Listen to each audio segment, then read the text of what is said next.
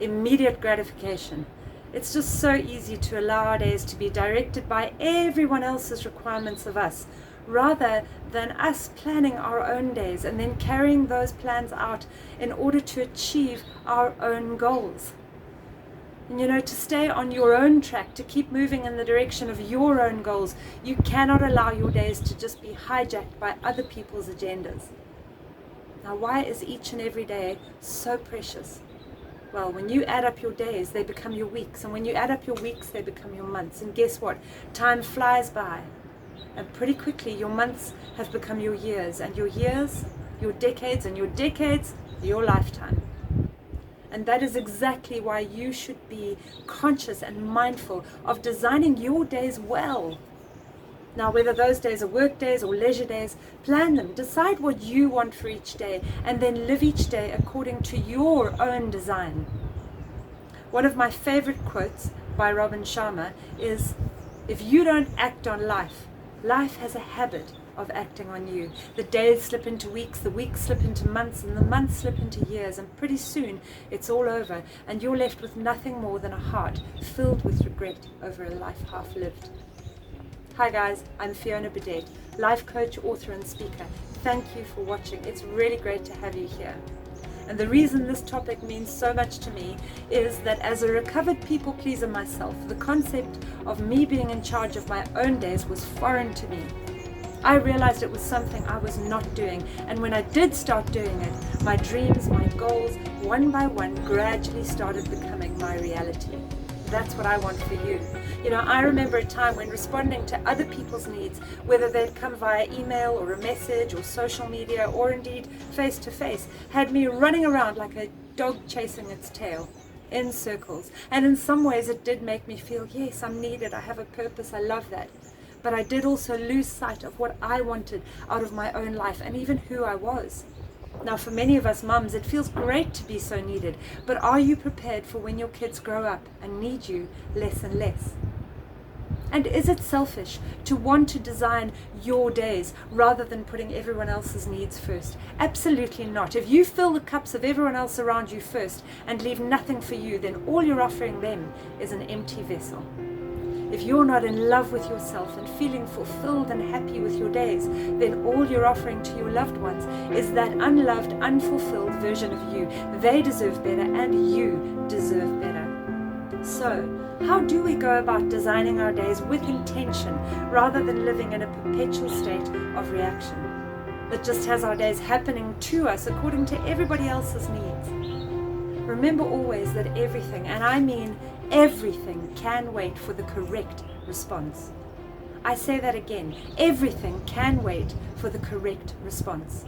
Think about that and send me your comments if you disagree. Let me know, because there is literally no circumstance that I can imagine that cannot wait for the correct response. The problem is that we're all so programmed to immediate reaction that we don't stop and consider how to appropriately respond. Break down the word reaction. Reaction. A reaction is redoing an action. Now, how often do we fall into this trap? Someone else comes at us with their own sense of urgency according to their own agenda, not our plans or our goals for the day. And then we react that person's urgency for their problem by attending to their requirements ahead of our own plans. Learn to plan your day according to KAI, that's K-A-I, which stands for Key Areas of Impact. In your work life, there should be 3 main key areas of impact that you know will propel your career or your business forward towards your goals. In your personal life, there should be 3 main key areas of impact that will upgrade your personal life in the areas that most matter to you. Now, maybe for you, it's something like more quality time with the kids, or a better social life, or a healthier body. Whatever it is, it's up to you. But you should be spending at least 80% of your time focusing on the key areas of impact in your life. Are you doing that? Or is your agenda constantly hijacked by other people's demands? So I say it again. Everything can wait for the correct response. Other people will impress upon you the urgency of you reacting according to their needs. But be strong and rather respond correctly when you are good and ready. Many of the world's tycoons manage this by setting out certain times of day to respond to other people. So whether it's reading emails, taking phone calls, responding to messages, whatever it is, the idea is that there is a scheduled time of day, or even 2 scheduled times of day, that you're available to respond to emails, calls, etc. But when you are working on other tasks that you have planned because they are at the top of your key areas of impact, then all calls, emails, messages, and demands of any kind can wait, and they must wait until your schedule allows you to respond correctly. The key to getting this right is first to learn how to stop yourself from that lifelong habit of immediate reaction. For this, I always refer my clients to my favorite quote by Viktor Frankl. Between stimulus and response, there is a space. In that space is our power to choose our response, and in our response lies our growth and our freedom. Now remember that how you cope with or respond to anything, absolutely anything, all comes down to your perception, your choices, and your ability to choose response rather than reaction. We all tend to be very reactive and do not stop inside that moment that he describes. Between stimulus and response, there is a space. It's that space. That moment, that space may seem minuscule, but let me tell you, your mind is so quick that when we're aware, we can stop inside that moment. We can claim our power to choose our response and therefore choose our growth and our freedom. Remembering that everything can wait for the correct response. So, that space that Viktor Frankl mentions is something that you should hold as sacred in your life. That space holds your freedom to respond appropriately and correctly.